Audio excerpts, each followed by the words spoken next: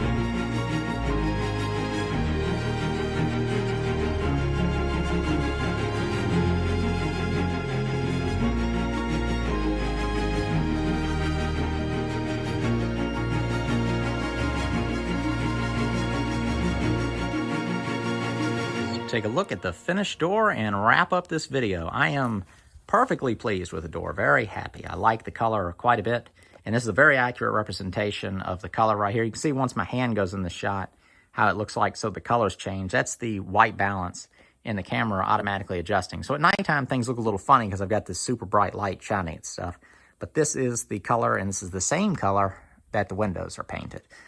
Not sure how I'll be trimming out the windows above, but probably something similar to how I did this.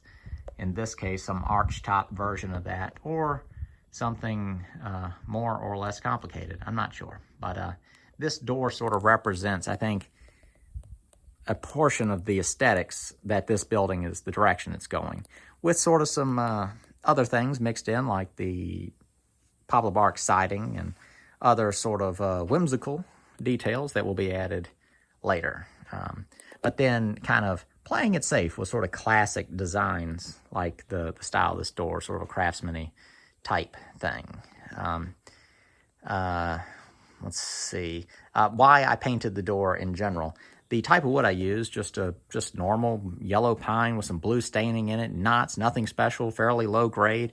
I made this intending on it being painted. If I wasn't, I would have done something like made it out of quarter sawn white oak, and I think that would look great, but this is what I wanted to do. There's already going to be so much wood, so I wanted some of the surfaces to be painted. They act as sort of highlights. It's an entryway, a door, so there's like visual cues going on. You can see how the light plays off of it too.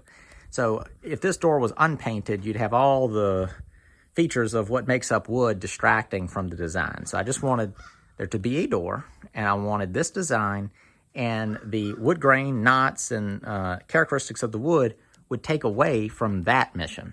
So by painting it, all of a sudden, the surface is uniform and then it's the exact same color, but you can see all the form now. Reason? All the different angles and the shadow lines. So you can see all those little chamfers catching a little bright reflection, the bright reflection on the chamfers on the door. You can see the shadow lines of the chamfers on those rails there. The shadow lines from the edges of the frames, top and bottom, you know, it just looks good. Before, with all the wood grain and everything, it would just camouflage the whole design. You would have barely seen a lot of those details.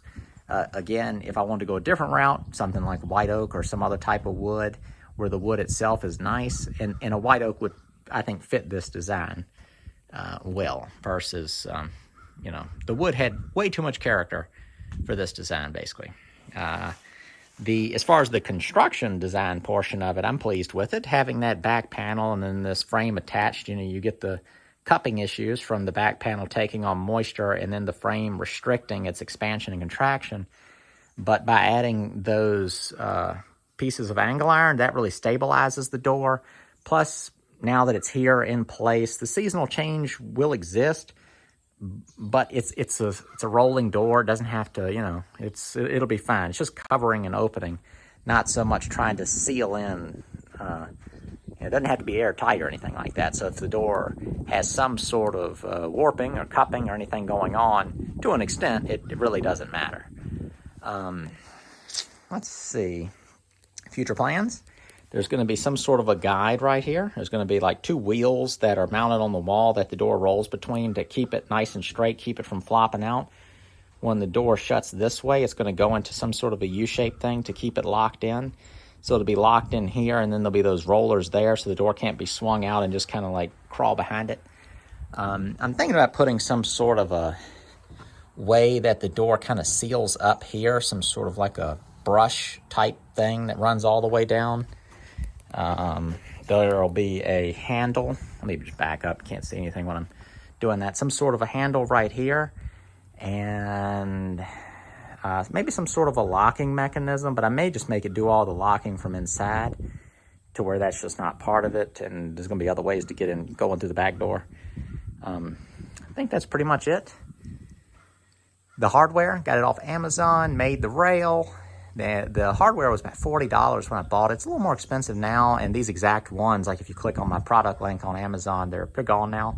These are reproductions of ones that I saw on an old sliding door that I should have got that I kind of passed up on, and it had the roller still attached to it, and then I just got on Google and I was just typing in everything I could, looking in Google Images until I found some that matched it. And when I say the ones that I had, the ones that were on the other door had metal rollers. These are nylon, which are really nice. They're super smooth and dead quiet.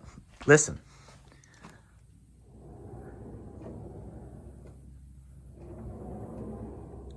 Beautiful. The metal ones are loud. No huge deal, but it's just, these are so smooth. This is not a lightweight door. And it just, I mean, it goes so nicely. Just with a little push, watch. It's so smooth. And part of that is the rail is dead level, so there's no kind of like where it goes this way and then shifts back a little bit. I used the laser to level it. I didn't do something like measure off my building and the building not be right. It's done with a laser, so it's independently nice and level. The rollers are mounted as best I can to where all four wheels are touching evenly. I mean, it just rolls super smooth. I'm very pleased with it. Let's see, from the inside.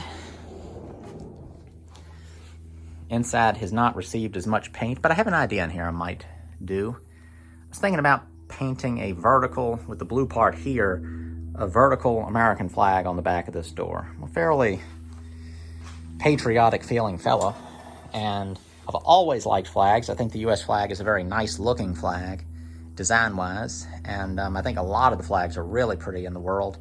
And but I've always been partial to ours, for those of you who are also in the U.S. So I thought some sort of kind of like folk art looking flag on the back would be neat. And again, this is my space, so it'd just be kind of a nice thing for me to have. And I think it'll be kind of a cool little creative, not super creative, American flag. They're all over the place, but you wouldn't, it's like even if you brought someone in here, likely you'd bring them in, you'd open the door, you wouldn't shut it behind you, you'd walk in, you'd show them your barn, and then you'd leave and shut the door, and they'd never know it was there. So you could paint anything you wanted crazy on the back of the door and people wouldn't see it. But it's also just kind of it's like little hidden surprise. You expect the back of the door to be green, but if you came in and you shut the door and there's something nicely painted. The other thing, I know this will sound really weird and abstract to some people, keep in mind, for those of you who don't know, I went to art school, so I'm used to doing oddly creative things. I thought about painting this whole door a uniform color and then drawing or painting back wood grain on a wood door, not meaning tracing this, like just paint the door white and then come in with black and paint all this wood grain on the back of the door. Just something kind of fun. I want this to be a creative, inspiring environment in the end. I'm not just in here, sharpening my axe to split firewood or something like that. I mean, I'm kind of full of novelty myself, and I like doing things like that. So, but yeah, that's what the door looks like from the inside. The only weird thing that I'd say I did is I used glazing compound to put those panes in, which obviously you put glazing compound on the outside. I know that. I'm not just ignorant to that. But what I should have done is I should have just cut little strips of wood, painted them green, and then used my pen nailer to pin them in place, trapping those panes where they are, versus I spent all that time doing the joint compound. Then I'll have to wait, prime it with oil-based primer, wait, and then paint it the green. No big deal, but again, it doesn't make sense that I have glazing compound on the inside. Why didn't I just flip the door around? Because I wanted it to look like what it looks like on the other side. And then, so I don't know, just one of those weird things I did, but it makes no difference, and most people would never even consider that if I didn't say anything. That window was going to get some sort of trim around it in the future once I kind of consider how I'm doing the batten strips on the outside and how this may interact with it. So I'm just not ready to go there. There'll be some sort of a handle on the inside. I'm thinking just kind of a rounded oval that you kind of tuck your fingers in. You can't have much of a handle here because it will hit either side. So just some sort of spot recess to put your fingers. So I'm going to end with a couple of beauty shots of the door, and then we'll wrap it up, and I'll just end up seeing you in the next one.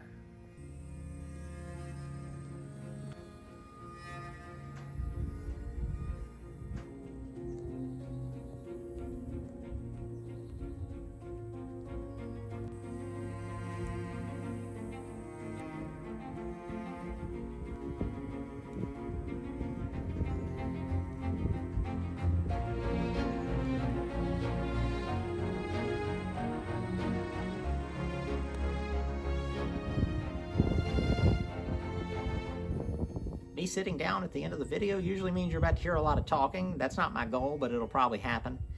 I was going to give a kind of a brief explanation of what I've been up to lately.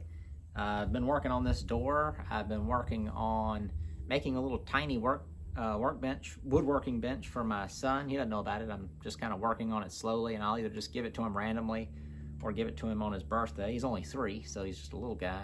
So I'm going to make it to where it's only like 24 inches tall, but I think I'm going to make it in a fashion to where later on I can add some legs and have it be an adjustable height bench. But be a legitimate bench, but it's only about 2 inches long by about 14, 16 inches wide. It's got the little tool tray. It's going to have various types of woodworking vices. It's got some dovetails kind of in different places. So it's going to look very woodworkery, but simple, made of pine. And I am kind of setting up a little woodworking area in the basement of my house to do some green woodworking, like with my shave horse and draw knives and all just hand tool stuff in one little corner of my basement playing around. So I think I'm gonna put it down there and do things like just let him use like little hand planes and safe woodworking tools. Come up with some stuff where he can just kind of fool around. Like I said, he's only 3, so he doesn't actually have to make anything. He just likes fooling with stuff. Like I'll just in the house I'll find some little piece of wood that's just like wrapped in half a roll of tape, and he calls it his work, because that's what I always refer to. He has no idea like what YouTube is. My daughter doesn't know what really. I mean, she knows what YouTube is, but you know, they have no concept of kind of like what it is. They don't know the difference between TV and YouTube. We don't have a TV on the wall in the house. We don't. I don't have internet. Don't have. We have a little miniature portable DVD player. It's got a screen like this big. And then I have a computer that I can plug a DVD player into. And I also have a digital projector that someone gave me. So occasionally we'll do like movie nights, which usually means them watching some sort of a approved cartoon. I would never let them just watch TV just freely. It's a mess. Yeah, even watching YouTube stuff is a total mess. You'll have them watching something totally okay child thing, and then some ad pops up for something. It's just inappropriate for almost anybody, much less a child, just in the way things are going. But I mean, so far out of something a child should be seeing, even if they can't even comprehend what it is, but even if they could, it would just still be, it's beside the topic. I think I was talking about a kid's woodworking bench. I don't know why. Sorry. Being a father kind of really turns up the volume on what you see wrong with things. I was talking to my wife about this the other day, and how I explained it to her was, I said, when you're driving down the road in a car, you're not worried about being in a plane crash. And what I was illustrating is whatever your circumstances are dictates what your anxieties are. And that came from me talking to another guy about, I think mentioned enough, I go to church, and the denomination that I go to church just happened to, I don't like identify specifically as this denomination, but that denomination has made some decisions. It's made me kind of pull back from that denomination. And I think of the things as serious and it's biblical. And again, I'm not trying to preach to you right now. I'm just giving you an example. But I was talking to a fellow that goes to the church about these things, and he understood where I was coming from. But then I kind of continued down this road of bringing in why I thought these things as a result of being a father. And if it's this stuff now, what's it going to be 10 years from now and 20 years from now? And what's it going to mean for other kids that'll be experiencing it 10 years from now? And he's like, wow, he's like, I'm not really cool with this area of change, but I had not considered it at all from this father position. And this is the guy who just got married, and he's going to be, I'm sure, having kids at some point. And he's like, it's just crazy. And my response to him was, I said, yeah, you don't try to turn after you've ran off the road and crashed into the tree. It's too late. So you do have to kind of think ahead in life, and this can apply this to anything. You do have to think ahead. Like, what are you're going to be old one day. So that means you might have to plan for that financially, or the type of house you live in. If you have children, well, those children are going to, be very expensive, and then more expensive as they get older. And there's going to be certain times in their life that they're you know, how much you're spending is concentrated on them. When you have a baby, and the house you move into, you know, when you've got young children, we got to think about, you know, what school are they going to go to in that area, and what's that going to mean for you. So it was funny to see that guy kind of not struggle with it, but to be caught off guard by that, because I kind of think like that with everything. By like me owning my house, it's a ranch house. When I got it, I was like, you know, when I'm some old dude that can't go up a bunch of steps, it's going to be easy to fool with. I don't have to go up a bunch of steps just to get in my house every time. It's a single story house. I can go everywhere in the whole house, and I don't need to go in the basement if I couldn't get down there.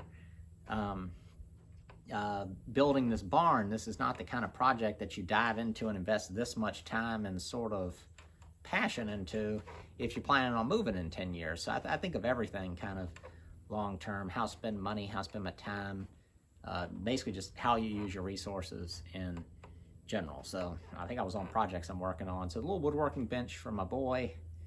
Excited about that because he really likes stuff like that. My daughter does too, and I got to watch that.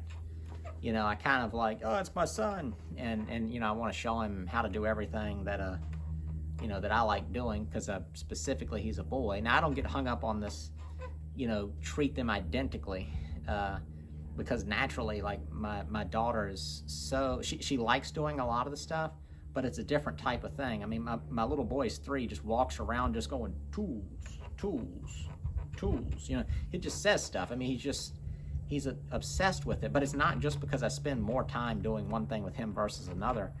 It's just his natural inclination to do that type of thing. And I get it totally, people will argue this type of stuff, but and my daughter is just so much more inclined to kind of lean towards the things my wife does. You know, my little boy also is like really getting into that phase where he really wants to do stuff with me. He's been a mama's boy up until now, and he still is totally. But, you know, now he's going, I want daddy to put me to bed. You know, it's stuff like that where he wouldn't even want to see me in his bedroom at nighttime before, because he's just obsessed with his mama. And, but it's my daughter's birthday coming up, so I need to kind of think of something fun for her to make as well. I made her a little miniature farm table when she turned 2, and I've never done anything like that for him, so that's kind of why I'm doing the woodworking bench. And I also made him a little little wood toolbox, and that was modeled after one that's in the photograph of my great grandfather. He was born in 1877, but that was in a picture of him. He was a blacksmith, and it's just this picture of him and with a couple other guys, and they're all like filthy looking, and none of them wearing shoes, just because they probably didn't have money for shoes. One guy's even like, he's in this like kind of rough looking suit of clothes, but he has no shoes on. There's like horses standing beside him. The picture was probably taken in 1910 or so, something like that, out in the middle of nowhere. So it was, you know, much further back in time than it was in a big city even at that time. But yeah, so I just got a lot going on. Makes it very hard to do the YouTube stuff. And then once you slow down on YouTube, it makes less money, so then you're like less likely to fool with it because you're not getting as much ad revenue and all that. So that brings me to a point, and this is so far into a video most people won't see it, but I'm probably going to do some ads coming up soon. And since I was doing say like the SimpliSafe ads, and a lot of the different companies that they get, the ad agencies will contact you and ask you if you're interested in working with certain brands. They call them integrations, but it's just, you know, advertising. And I'm pretty picky about what I do. I might not always be incredibly picky, but if it's kind of like a fun ad that I'll be doing, like the Harry's ads I did a long time ago, those were funny. The like anti-going bald cream or whatever I used, I forgot what it was called, but like that was just funny for me to do. So most of the time I like to keep it, you know, pretty close to related. That's why I've always enjoyed SimpliSafe stuff. But just a warning that some ads will come up, and some of those ads, they've extended the time from like 60 seconds to like 90 seconds. And so that's kind of a long time to have to sit through. So if you're not into that, don't just stop watching the video. Just skip forward about a minute and a half, and you'll just get past that. And but yeah, I am truly trying to get back to where I can do this stuff. Part of getting this building done is to where I can start doing my more woodworking projects. So that will be Homestead Craftsman videos popping up. But I've been in this like transition for like 5 years, like having children. You know, that was an adjustment, and then the coronavirus, when that popped up, that was just a major adjustment for a lot of the actual income generating things that I do. Really changed the way advertising was working at the time. It went up and then it went way down for me. Views went up and then it just like stuff tapered off. It was just weird. It just affected all kinds of stuff. And then of course cost of materials, and people go and blame everything on that. But there's still very strong effects to all the sort of inflation that occurred as a result of that. It might not be a reason for it to still be inflated, but I think after, and I'm being, probably being ignorant here, but after a lot of those prices spiked, I think probably a lot of people are like, why would we put them back down? People are paying it. Although when the prices go way up in Lowe's, Home Depot for construction materials, I notice the shelves are well stocked. So I do think it slows down the purchasing. So I'm surprised that they don't just have the prices lower and make it up in volume, because there was a while in the coronavirus where you couldn't get anything, but that was because they shutting down like sawmills and stuff. But then once things reopened, but they were still saying everything's affected, man, they had wood to the ceilings in these places. And but yeah, I think I need to stop talking. That's plenty. Patreon people, thank you so much for continuing and sticking with me. I'm shocked. I really thought I was going to lose pretty much everybody on waiting a long time. What I hope to do is the average person posts probably like weekly, bi-weekly. I'm hoping that I at least make it up in spurts, like where I'll go crazy and post like 2 videos a week for like a month straight and make it up for you. Then it'll be like a month or 2 sometimes where I won't post a video. And for those of you who want to do this Patreon stuff, I've got it set up to where it's like $5, $10, and $20 little tiers. I think this was like some of the recommended tier levels. And all it is people can sign up and have it set up to auto pay 5 or 10 or whatever amount that you have it set up as per month, and then that just goes towards what I'm doing. And for me, it just alleviates a little bit of pressure. I think it's like $150 a month right now or so is the total of the amount of people that are not 150 people, but $150 per month of various level contributions. And it's nice. It sort of takes the edge off. It's not like a big edge, compared to like when you're rolling and you got the Google money's flowing and there's plenty of ads on videos.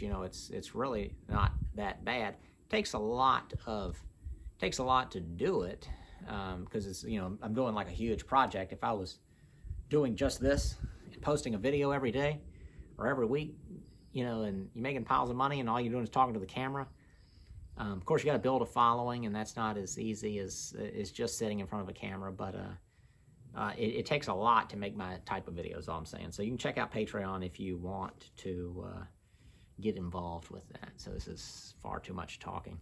I apologize. Hopefully there's like one thing in there that makes up for all the extra talking. And I think I've said it in the past. Don't get bothered by the talking. Just drift away. Just enjoy the parts of the video that you enjoy and don't watch the rest. All right. Thank you all. Check the description below. I'll put links and stuff down there. And then you can also check that first comment below. Usually I'll put a comment and pin it, and that'll be some sort of link to something that I deem important. So thank you all very, very much, and I will see you in the next one.